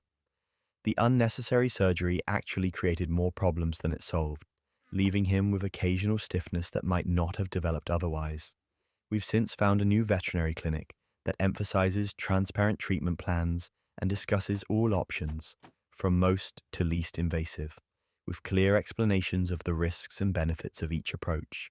They even encourage clients to seek second opinions for major procedures, a policy that immediately earned our trust. The whole ordeal taught us to be more questioning about medical recommendations, even from professionals we've trusted for years. Now we research thoroughly, ask detailed questions, and aren't afraid to seek multiple opinions before agreeing to significant interventions, for our pets or ourselves. Buddy is 8 now and still the loving, goofy dog who captured our hearts as a puppy. His kidnapping ordeal is behind him, though he still gets nervous around people wearing scrubs or lab coats. When we take him for his annual checkup at the new clinic, they always give him extra treats and patience, understanding his history. The most disturbing part of this experience wasn't just Melissa's desperate scheme, but realizing that someone we trusted with our pet's health had been exploiting that trust for years. Dr. Campbell had built his practice on deliberately misleading devoted pet owners during their most vulnerable moments, when their beloved animals were suffering and they would do anything to help them. Your face is supposed to be in good hands with skincare professionals, but what this woman experienced will make you think twice about cosmetic treatments. I've always been self-conscious about my appearance, not in an unhealthy way, just aware that first impressions matter, especially in my line of work as a real estate agent. So when I noticed a small mole developing on my right cheek, I decided to have it removed before it got any larger. After researching dermatologists in my area, I chose Dr. Klein, who had excellent reviews and an impressive website showcasing his expertise in cosmetic dermatology. His office was in an upscale medical building with a waiting room that resembled a luxury spa more than a doctor's office. Everything screamed professionalism and high-end care. During my consultation, Dr. Klein examined the mole carefully and agreed it should be removed. "This is a simple procedure," he assured me. "The mole appears benign, but we'll send it for biopsy just to be certain. You'll have a tiny scar that will fade over time, barely noticeable, especially with proper aftercare." He explained the procedure would take about 15 minutes and could be done that same day. The price seemed reasonable for a specialist of his caliber, so I agreed to proceed immediately. The nurse prepped my face and Dr. Klein returned to perform the procedure. I felt the sting of the local anesthetic, then pressure as he removed the mole. What struck me as odd was that he seemed to be working on the area longer than I expected for such a simple procedure. I could feel tugging and cutting beyond what seemed necessary, but since I couldn't see what he was doing, I trusted he knew best. "All done," he said finally. "The nurse will bandage you up and give you aftercare instructions. Keep the area clean and covered for 48 hours, then apply the special healing ointment I'm prescribing 4 times daily." When I looked in the mirror after removing the bandage 2 days later, I was shocked. Instead of the small, clean incision I expected, there was a jagged red line about 1 inch long, far larger than the original mole had been. The edges appeared rough and uneven, Nothing like the precise work I'd expected from a supposedly skilled dermatologist. I called the office immediately. The receptionist sounded concerned and scheduled me for an emergency follow-up the next morning. When Dr. Klein saw my cheek, he frowned and examined it closely. This isn't healing quite as nicely as I'd hoped, he said, sounding genuinely concerned. Some people's skin is unpredictable. You may be prone to hypertrophic scarring. Fortunately, we have excellent treatments to improve this outcome. He recommended a series of laser treatments to reduce the appearance of the scar. Normally, these sessions run $800 each, and you'll need at least 6. But given the circumstances, I'll offer you a discounted package of $3,000 for all 6 treatments. $3,000 seemed steep, but I was desperate to fix this very visible scar on my face. I agreed and scheduled my first laser session for the following week. After the first treatment, the scar looked worse, more inflamed and even slightly raised. Dr. Klein assured me this was normal and part of the healing process. The second treatment 2 weeks later yielded similar results. After the third session, when the scar appeared to be darkening rather than improving, I began to suspect something wasn't right, and that's when everything unraveled. I decided to get a second opinion and made an appointment with Dr. Sharma, another dermatologist recommended by a friend. Her reaction to my scar was immediate and alarming. "This incision pattern is very unusual," she said, examining my cheek carefully. "For a simple mole removal, this technique makes no sense. It's almost as if—" She hesitated, then continued more carefully. "It's almost as if the incision was deliberately made in a way that would create prominent scarring." She showed me examples of proper mole removal techniques on her computer, pointing out how a skilled dermatologist would typically make an elliptical incision following the natural tension lines of the face to minimize scarring. My scar ran perpendicular to these lines, the exact opposite of proper technique. "And these laser treatments," she continued, looking through the records I'd brought, "they're using settings that would aggravate inflammation rather than reduce it. I hate to suggest this, but I'm concerned your treatment may have been deliberately suboptimal." I was stunned. Why would a doctor intentionally cause harm? It seemed unthinkable. But the more I considered the expensive correction treatments that weren't correcting anything, the more Dr. Klein's behavior seemed suspicious. Dr. Sharma recommended I report my concerns to the state medical board. She also connected me with a medical malpractice attorney who specialized in cases involving cosmetic procedures gone wrong. The attorney took my case immediately. "This isn't the first complaint we've heard about Dr. Klein," she told me. "We've been gathering evidence for months, but most patients were too embarrassed or unsure to pursue formal action." During discovery, we found that Dr. Klein had a pattern of complications with simple procedures, followed by expensive corrective treatments. Most disturbing was the statistical improbability of his complication rate. Nearly 40% of his patients required additional procedures, compared to the industry average of under 5%. But that wasn't even the worst part. The breakthrough in the case came when one of Dr. Klein's former nurses, Sarah, came forward. She had left the practice 6 months earlier and was willing to testify about what she'd witnessed. According to Sarah, Dr. Klein had a systematic approach to maximizing revenue. He would identify patients with good insurance or those who seemed financially comfortable, then deliberately perform procedures in ways that would create complications. He even had a training program for new staff, teaching them specific techniques guaranteed to produce suboptimal results that would require correction. He called it securing repeat business, Sarah explained. He showed us exactly how to make incisions that would heal poorly, which laser settings would irritate rather than improve skin conditions, and how to convince patients that their poor outcomes were due to their unique skin characteristics rather than our techniques. She had documented this training, saving the handouts and recording some sessions, initially thinking they might be helpful for her own reference. It wasn't until she saw how patients suffered that she realized the true nature of what she was participating in. The medical board investigation uncovered even more evidence. Dr. Klein kept 2 sets of protocols, one with proper medical procedures to show during inspections or training events, and another with his actual techniques used on patients. They also found altered before and after photos, where after images had been digitally enhanced to show better results than patients actually experienced. Then came the breaking point. During the investigation, several other staff members came forward with similar accounts. The most damning testimony came from the office manager, who revealed that Dr. Klein had a specific coding system in patient charts to identify revenue generators, patients who could be guided into multiple procedures. The medical board's findings were devastating, evidence of intentional harm across hundreds of patients spanning nearly 8 years of practice. Dr. Klein's license was permanently revoked, and criminal charges were filed for assault, fraud, and practicing medicine with intent to harm. The class action lawsuit that followed resulted in a multi-million-dollar settlement for victims. My personal settlement covered the reconstructive surgery I needed from a reputable plastic surgeon, compensation for lost work — I couldn't show houses with my face in that condition — and damages for pain and suffering. The plastic surgeon did remarkable work reducing my scar, but it's still visible, a thin line on my cheek that proper technique would have prevented entirely. It's a daily reminder of how vulnerable we are when we place our trust in medical professionals. Dr. Klein ultimately received a 5-year prison sentence. During his sentencing, the judge noted that his actions represented an extraordinary breach of the fundamental principle of medicine. First, do no harm.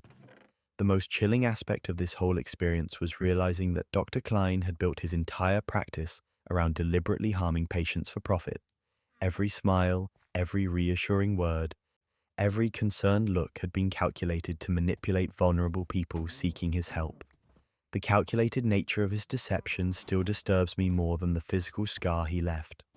I've become an advocate for patient protection, speaking at medical ethics conferences about the importance of transparency in cosmetic procedures. I encourage everyone to seek second opinions, ask detailed questions about techniques and expected outcomes, and trust their instincts if something doesn't feel right. My face has mostly healed now, but my trust in medical professionals has taken much longer to recover. I research every doctor thoroughly, read all consent forms carefully, and ask far more questions than I ever did before. It's sad that one doctor's greed has created such lasting suspicion, but perhaps that vigilance is the silver lining in this dark experience. And for our final tale of betrayal, imagine inviting someone into your home to clean, only to discover they're slowly killing a family member. My parents had been the picture of independence their whole lives. Dad, a retired engineering professor, still tutored college students at 75. Mom, at 72, volunteered 3 days a week and tended her prize-winning garden. They lived in the same 2-story home they'd bought when I was 10, stubbornly refusing my sister Jenny and me when we suggested moving to something more manageable. Things changed last winter when Mom fell and broke her hip. The recovery was harder than expected, and Dad struggled to keep up with both caregiving and household maintenance. After weeks of gentle persuasion, they finally agreed to hire some help. Not a full-time caregiver, which they rejected outright, but someone to clean, cook occasional meals, and help with errands. We found Maria through a local senior assistance agency. She was in her late 40s, soft-spoken with a gentle demeanor that immediately put my parents at ease. Her references checked out perfectly: 3 families who praised her work ethic, reliability, and compassionate nature. She agreed to come 3 times a week, focusing on keeping the house clean and preparing a few meals my father could easily reheat. The arrangement seemed perfect at first. Mom's physical therapy was progressing steadily, and the house was cleaner than it had been in years. During my weekly visits, Mom would mention how thoughtful Maria was, bringing fresh flowers for the table or making Dad's favorite desserts. Maria always left before I arrived, so I didn't see much of her those first few months. Around the 4-month mark, I began noticing subtle changes in my mother. She seemed more fatigued than usual, sometimes confused during our conversations. When I expressed concern, Dad brushed it off as normal aging and the lingering effects of her fall.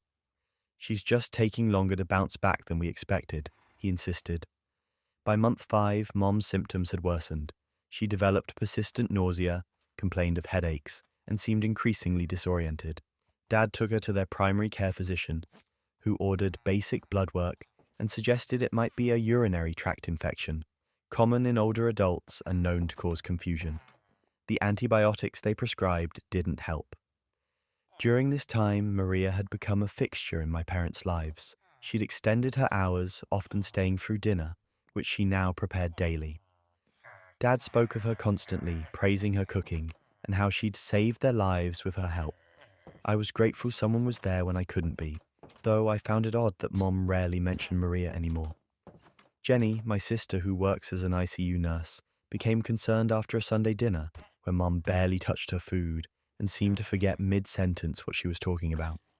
"Something's not right," Jenny whispered to me as we did dishes. "These symptoms aren't normal, even for someone Mum's age." Jenny insisted on accompanying Mom to her next doctor's appointment. This time she pushed for more comprehensive testing, including kidney and liver function panels. The results showed mild kidney damage and elevated liver enzymes, concerning enough that the doctor referred Mom to a specialist. "These symptoms together are strange," Jenny told me after researching Mum's test results. "It almost looks like some kind of toxicity pattern." And here's where it gets absurd. Jenny's comment about toxicity triggered something in my memory. A few weeks earlier, I'd noticed Maria preparing Mum's evening tea, a special blend she said would help with sleep and healing. Mum drank this tea religiously every night while Dad had his coffee. Maria never drank the tea herself, saying she was sensitive to herbs. I mentioned this to Jenny, who became immediately alert. "How long has Mom been drinking this special tea?" "About 3 months, I think, around when her symptoms started getting worse." Jenny and I decided to investigate. Without telling our parents, we installed a small camera, disguised as a clock in the kitchen, positioned to view the counter where Maria prepared beverages. We also took a sample of the herbal tea mixture Maria kept in a special tin. 2 days later, Jenny called me, her voice shaking with anger and disbelief. "You need to see this footage, now." The video clearly showed Maria preparing 2 mugs, coffee for Dad and tea for Mum. For Dad's coffee, she simply added cream and sugar. But for Mum's tea, she pulled a small dropper bottle from her pocket and carefully added several drops to the cup before stirring it thoroughly. Jenny had already sent the tea sample to a friend who worked in a toxicology lab. The results confirmed our worst fears. The tea contained ethylene glycol, the main ingredient in antifreeze, in low concentrations. Consumed daily, it would cause progressive kidney and liver damage, neurological symptoms, and eventually death if untreated. The symptoms would mimic many common elderly health issues, easily attributed to age or existing conditions. We immediately contacted the police, who took our evidence seriously enough to obtain a search warrant for Maria's apartment. What they found there chilled me to my core. Maria kept detailed journals documenting her relationship with my father and her plans for their future together. The writings revealed a calculated scheme to slowly poison my mother while ingratiating herself with my father. She had already researched properties they could move to after the grieving period and had drafted wedding vows. Then came the breaking point. Among Maria's possessions, detectives found driver's licenses and identification documents under 3 different names. Further investigation revealed that Maria Delgado was actually Carmen Ramirez, who was wanted for questioning in 2 separate cases in Florida and Arizona, both involving wealthy elderly men whose wives had died under suspicious circumstances. In both cases, Carmen had married the widowers within a year of their wives' deaths, gained access to their finances, and disappeared shortly after they, too, died unexpectedly. She had perfected her method over time. The ethylene glycol poisoning was administered in doses small enough to create a slow decline that mimicked natural aging and disease, particularly in elderly victims whose health might already be compromised. The symptoms, confusion, nausea, fatigue, and eventually kidney failure, could easily be attributed to other conditions common in older adults. What happened next? Nobody saw it coming. When police arrested Maria at my parents' home, she didn't seem surprised or concerned. In fact, she smiled at my father and said, "Thomas will bail me out. We love each other." The delusion in her voice was chilling. She genuinely believed my father was in love with her and would stand by her side. My father, watching the woman he'd trusted being handcuffed and read her rights, looked completely shattered. "I don't understand," he kept saying. "She was so kind to us, to both of us." The prosecutors built an airtight case. Maria's journals provided detailed documentation of her methods and motives. The toxicology reports from my mother's blood samples confirmed ethylene glycol poisoning. Evidence from her apartment connected her to the 2 previous cases where exhumation of the victims revealed similar poisoning patterns. During her trial, we learned the full extent of her calculation. She specifically targeted couples where the husband had significant assets and the wife handled most household matters. She would create dependency by making herself indispensable, particularly to the husband, who often had limited experience with cooking and household management. She documented my father's preferences meticulously, how he took his coffee, his favorite foods, the classical music he enjoyed while reading. Most disturbing of all, she kept a calendar tracking my mother's declining health, with notes like increased confusion today, up dosage, and T showing more concern for M, back off for a few days. She had planned every detail, including how long to wait after my mother's death before consoling my father into a relationship. Maria received a life sentence without the possibility of parole. The judge cited the calculated malice and predatory targeting of vulnerable elderly victims in his sentencing decision. My mother received treatment for ethylene glycol poisoning, including dialysis to help her kidneys process and eliminate the toxin. While she has recovered significantly, the poisoning left her with permanent kidney damage requiring ongoing monitoring. Her mental clarity returned once the poisoning stopped, though some days are still better than others. The emotional damage to my parents has been perhaps even more significant than the physical harm. My father battles guilt daily, believing he should have recognized what was happening. She was poisoning your mother right in front of me, and I was complimenting her cooking, he said during one particularly difficult moment. My parents have sold their beloved home and moved into a senior living community where meals are provided and security is tight. We now thoroughly vet anyone who provides services to them, with background checks that go far beyond the surface level. Jenny and I take turns visiting several times a week, and we've installed a comprehensive security system with cameras that we can monitor remotely. The most heartbreaking aspect of this whole ordeal is how it shattered my parents' trust, not just in others, but in their own judgment. They had always been sharp, independent people who prided themselves on not being easily fooled. Maria's betrayal undermined that self-image profoundly. As for Maria, investigations continue into her past. Authorities have identified at least 2 other potential victims and suspect there may be more. She had perfected her method over years, learning from each experience how to be more careful, more patient, and more convincing in her role as the perfect caretaker. The terrifying reality is that Maria might never have been caught if not for Jenny's medical knowledge and our lucky hunch about the tea. She had created the perfect crime, slow, nearly untraceable, with symptoms that mimicked natural aging and disease. How many other vulnerable elderly people have fallen victim to similar predators, their deaths written off as natural causes, never investigated? If there's one lesson from this nightmare, it's that we must remain vigilant about who we allow into the lives of our vulnerable loved ones. The most dangerous predators don't look threatening. They come bearing gifts, wearing smiles, and offering the help we desperately need. Outro. Sweet dreams, everyone, and remember that while these stories are extreme cases of betrayal, they remind us to stay vigilant about who we trust with our health, homes, and loved ones. Next week, we'll be exploring stories of revenge that went too far, where justice seekers became the villains of their own stories. Hit subscribe if you want to be notified when that drops, and leave a comment sharing which of today's stories shocked you the most. Until next time, keep your friends close and your service providers, well, properly vetted.